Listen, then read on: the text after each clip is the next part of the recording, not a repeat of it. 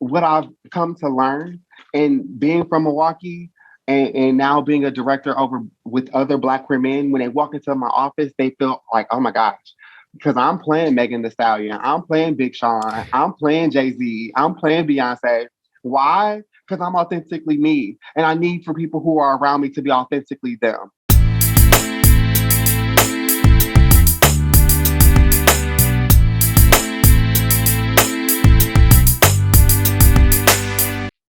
What's going on, everybody? Thanks for joining us for another episode of the Black Student Success Podcast, where we bring you insight and guidance from successful Black professionals and students. My name is Selvin, and as always, we appreciate the support. So today we have Justin Roby on the show. He is a director of HIV Care. So he's going to talk about what it has been like to take this path going into public health, and then specifically the path that he's taken, all the different areas that he's worked in, and how it's led up to the work and things that he's learned along the way. So Justin, welcome to the show. How you doing? Doing pretty good. Really excited to be here and drop some knowledge nuggets for your listeners. Absolutely. Absolutely. So let's start off how we always do by asking, who is Justin Roby? Well, first, I am a proud Black queer man. As you can see, always have been highly educated, highly motivated, hardworking, dedicated, passionate for my community. That has led to me. Sorry about that. All good. Led to me being in many different roles. I'm currently a board member at Best D, which is an STD clinic here in Milwaukee. I'm also a trustee for the Milwaukee Chamber Theater. So I get the opportunity to use my voice to advocate for a litany of people to be able to express themselves holistically. I'm family oriented. So, my sister just walked in. I live in a 4th-generation household. I'm proud to be able to do so. That the pandemic really did precipitate that, but it's been a blessing to me to be able to talk with my pawpaw every day, who comes from Mississippi, who knows the earth and loves to grow things. So we're able to garden together and learn and grow together. So, being able to learn from him, but then also plant that seed into the next generation has also been very rewarding. So I'm very much a lover of knowledge, a seeker of truth. Definitely want to always be able to make an impact with those that I get the chance to come in contact with. So always just being strategic, always just being a change agent in wherever I can be. There you go. A lot of layers, and I appreciate that, with your intro. So let's get into kind of what motivated you to get into, specifically public health. I'm sure that your family dynamic had an influence on that. The community that you live in had an influence on that. Just walk us through this story of, this career path that you've taken. Absolutely. So before I came into public health, I actually spent almost 12 years in youth development. And towards the end of that, I was walking into managerial roles, but had been told I needed additional trainings. And so I actually was actually handed this opportunity, suggested this opportunity with my current supervisor for the Wisconsin Health Leaders Fellowship. And throughout that year-long process, on top of obtaining a certificate in nonprofit management, we took courses specifically around HIV, how HIV has impacted the community, and capacity building workshops that helped me understand more of those sub-skills that was needed to be a manager of people, and no longer being a frontline staff person in charge of the work.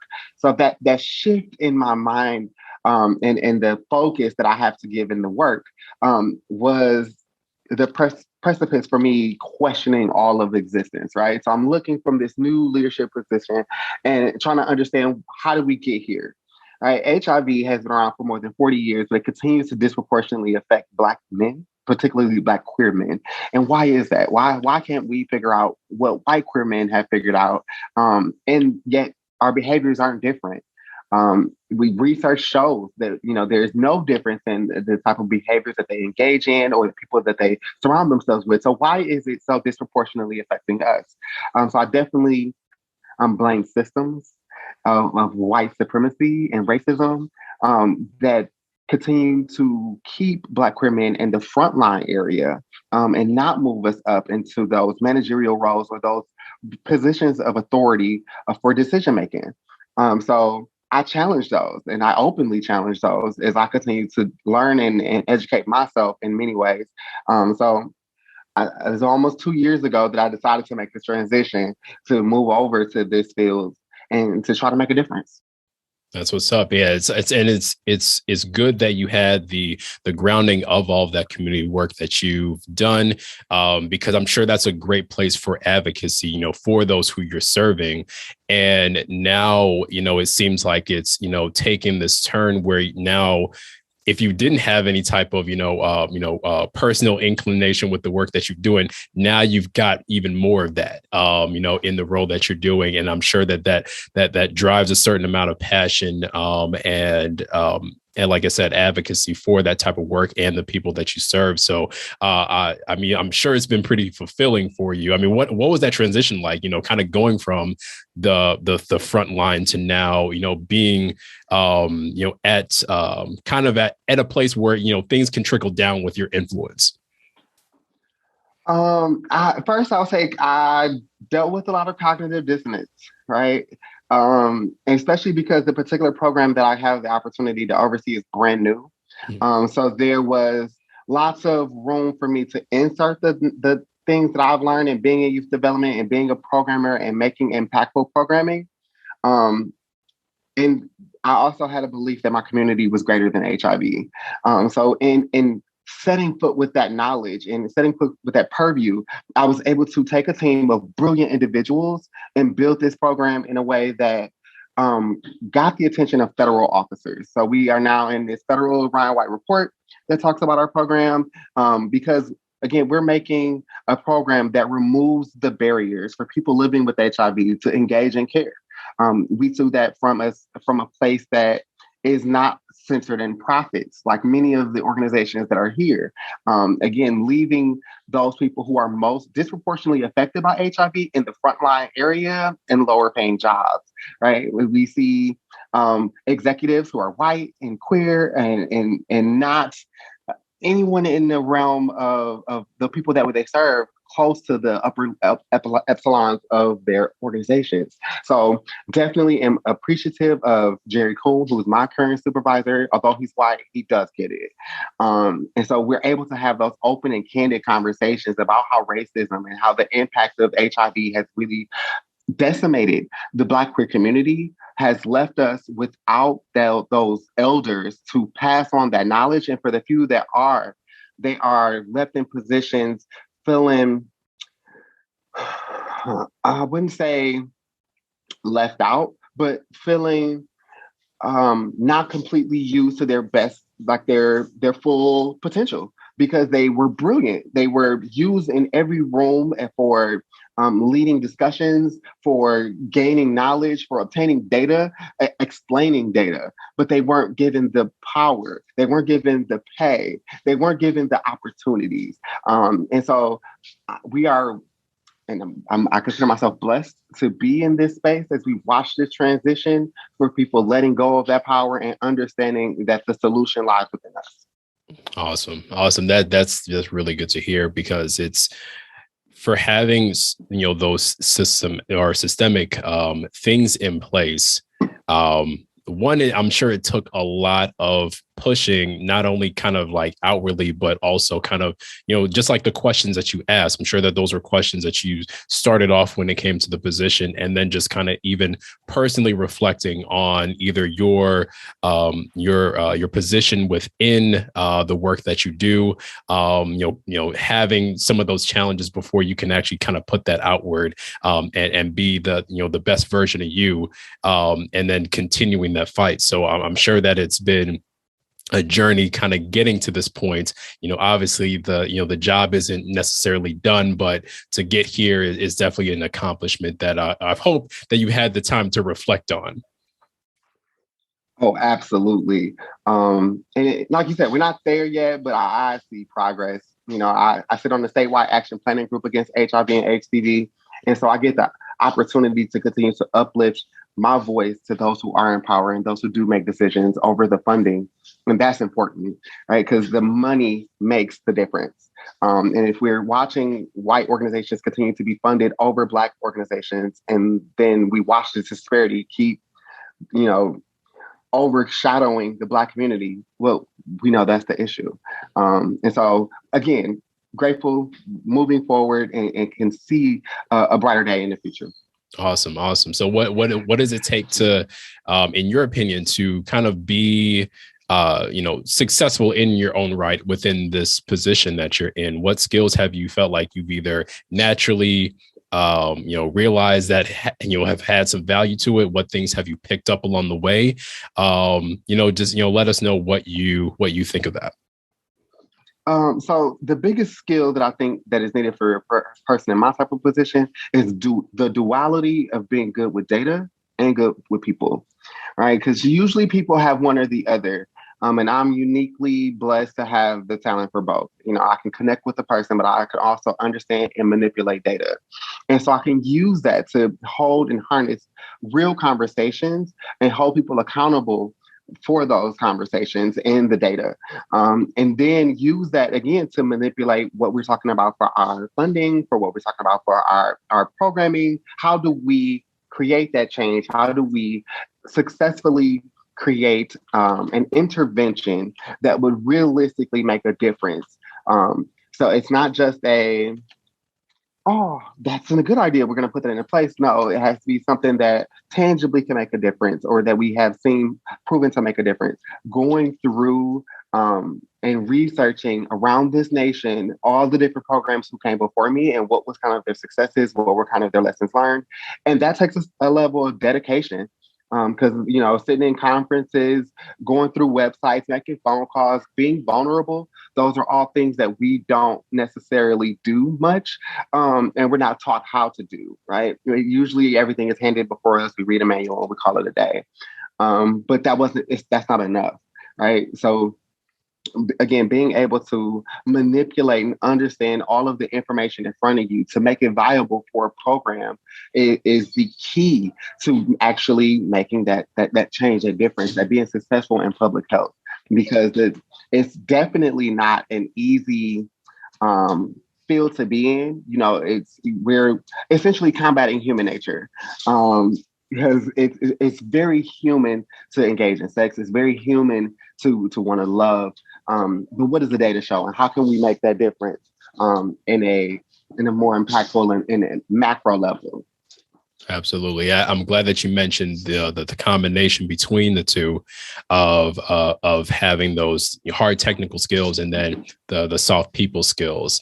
Because like you said, you can be on one side where you have all the information, but you don't know how to communicate it, or you have the communication skills, but you don't have the information to send out to, especially in your position where you're now trying to put all these together to the people who can make a difference for those who have been disadvantaged historically. So I'm glad that you pointed that out as one of those skills, not only that works in public health, but also in a lot of other industries. So if you can develop that early, or if you can recognize that you have some of those skills naturally, that's going to be a power in itself. Absolutely. And I definitely think there's lessons to be learned and taken away.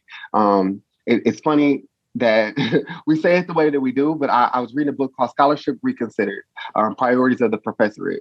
And in that, it talks about applying best practices and knowledges from across multiple fields, right, to make an effective intervention or to make change in our area. And so we have to make sure that we're using it and applying that to be effective in what we're doing. So I definitely, not just in public health, but across many different areas in learning and making a difference in our community.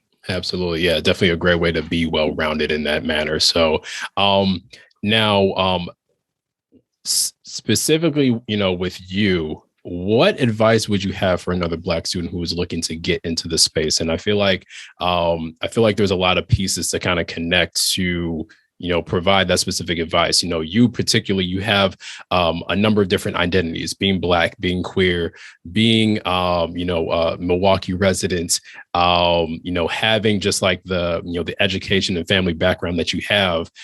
Whether you're speaking to all of those at once or just one identity at a time that could connect with a Black student that could be listening to this, what advice would you have to them, based off of what you've learned in your own journey? So my journey started off rocky, just simply from the fact that it was very clear very quickly that I was the bright one in the family. But that also meant that I didn't have anyone that I could go to ask questions, right? So when I was confused, it created a different barrier than I think our white counterparts, because they can go home and ask mom or dad. With me, I had to find resources elsewhere. I had to find ways to ask questions of other individuals. So I had people like Linnell Ramey, who runs Mentor Greater Milwaukee here, who was mentoring me and talking to me so I could take what I was learning in school back to apply and ask him, like, how does this, work in our current field? But what I would tell any Black student is immediately, if you find yourself struggling, get a tutor. We are ashamed most times to ask for the help that we need. And we will oftentimes let our pride sit in the way of us getting the assistance that we need.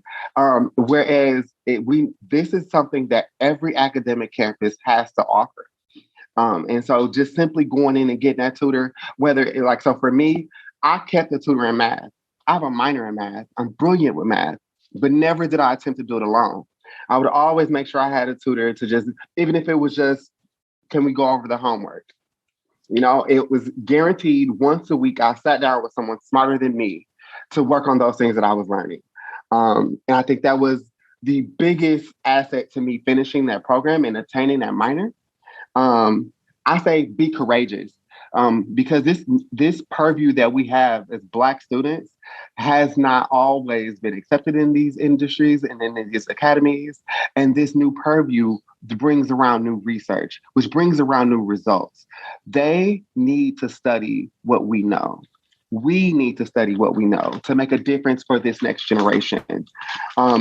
Be authentically you.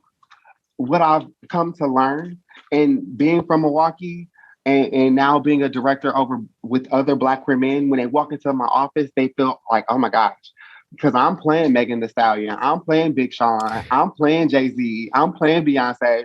Why? Because I'm authentically me. And I need for people who are around me to be authentically them. And not being able to at least listen to your music on a loudspeaker in your office, really does something to your spirit. So even in college, if that's what it takes to be you, to listen to your music, to get your vibe together, be authentically you, be authentically Black, use your wide vocabulary that we use and expand on it.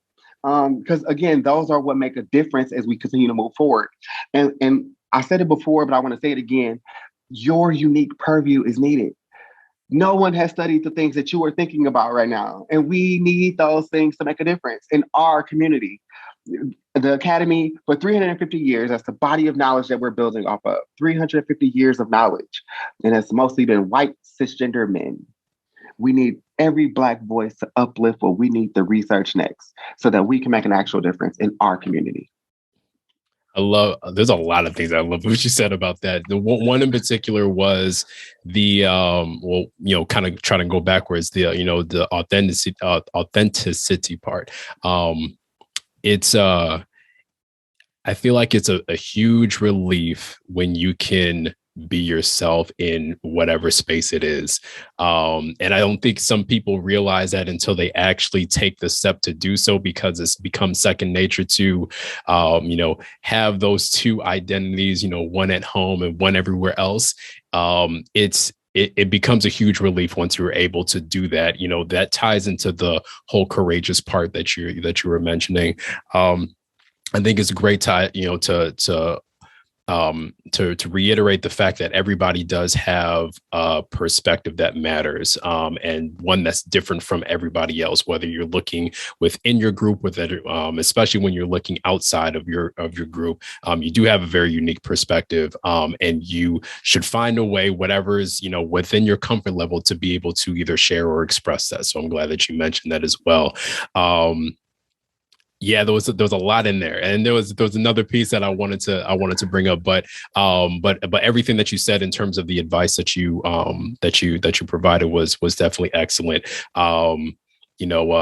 Seeking the help, I think that was it. You did mention, being around people that are smarter than you, realizing that you can't do everything that you're yourself, even if you've kind of either grown into that space or like you didn't have those resources, that doesn't have to be the end all.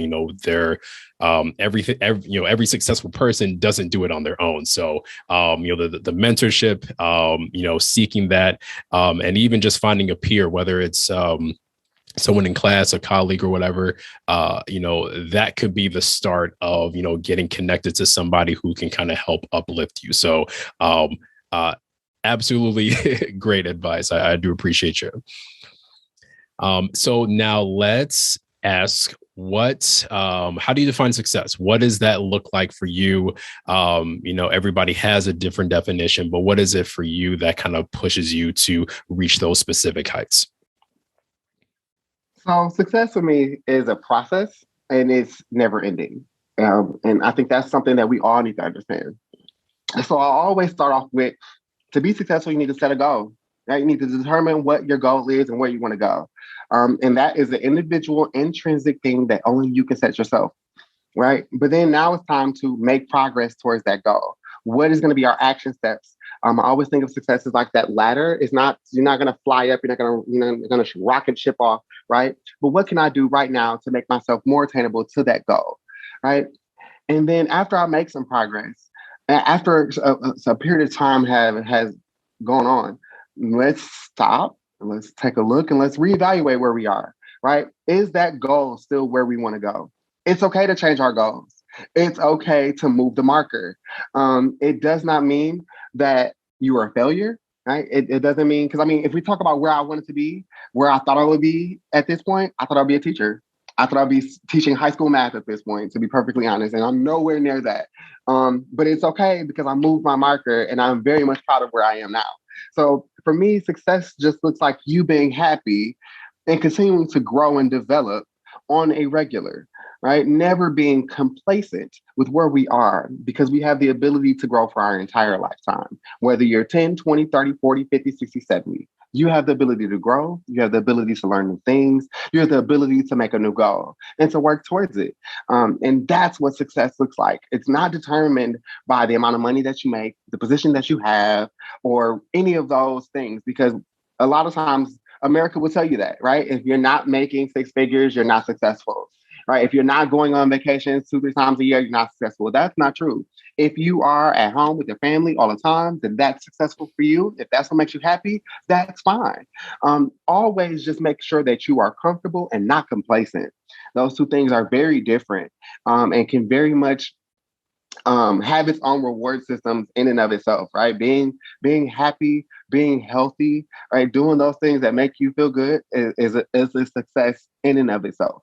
And we need to be okay with that. I think the love of material things that we have in America can sometimes fog that vision. And so just making sure that we remain clear, remain understanding of our goals, making sure that we're making progress to those goals, and continuously reevaluating where we want to be at each state and each stage of our life. Yeah, it's great to have that opportunity to kind of reflect and be able to ask that question, is this still the thing that I want to do? And I hope, students or some of our listeners don't feel confined, especially if they're in a particular program. Let's say that they're studying sociology. I do know somebody who took that path. I don't think it was particularly pre-med, and they're a dentist now. So, you don't have to be defined by, whatever that specific thing that you're studying, because there's going to be a lot of hopefully transferable things that you'll pick up along the way. And, you're still kind of in a space where you're trying to figure things out. So if something does change, embrace it. So I appreciate, all the pieces of what you define as success that you explained. To be honest, like I switched majors in undergrad 5 times. I flunked out my first master's program. You have to be frank. I was going through different things at that time. So I had to take time, reevaluate, and I never gave up. I knew that this is what I wanted. I knew that these were things that I wanted to obtain. And so that's why I always say reevaluate and keep pushing forward. Just like I see, and it's funny. Yesterday I was watching a video of Megan, and her first time applying for her first dance team, she didn't make it. Her freshman year, she did not make it. Second year, she made it. And she took some of those girls and they became her first dancers as she took the stage. And now she's a Grammy winning artist, right? Failure does not mean the end. Absolutely. Absolutely. I appreciate that transparency as well. Now finally, we have all experienced this pandemic in a number of different ways. We definitely want to highlight the positive or the more interesting parts of it. So tell us something that you've learned, while we've been kind of cooped up and trying to stay safe in this kind of time that we're in now. I thought the pandemic came right on time because it forced me to kind of revert back to younger Justin, who was the very nerdy Justin. I was no longer worried about social interactions because those are out. And so I had first picked up Spanish and I was still going through my master's course. But then I really came in touch with the screen time setting on iPhone. And so I set a limit for social media. So I'm only allowed throughout the week 2 hours on social media, 4 hours on the weekend. And that's across all platforms. So it makes me very conscious of how much time I'm using checking up on my people, giving love, because I do need to do that. I think that being social is important, but realizing how much time we spend on those things definitely changes your perspective. But from that then came this new experience kind of proliferated by my boss. He usually reads while he's on a treadmill. And so I decided to start reading while I walk my dog. And I use these same headphones. So I have my music in my ear and I have my book in my hand and I'm reading and I'm walking for 2-3 miles. And my dog likes to be off leash. So it takes a considerable amount of concentration to focus on what he's doing because he is my senses for the moment because all of my senses are just preoccupied. Yeah. But I can catch his attention. So if his eyes jump up or he's focusing on something, then I need to stop. I need to figure out what that is. But he's learned to stop at every corner, stop at the alleys. He has, on occasion, when there's a stray cat, he'll start to chase, but he knows that that's not allowed.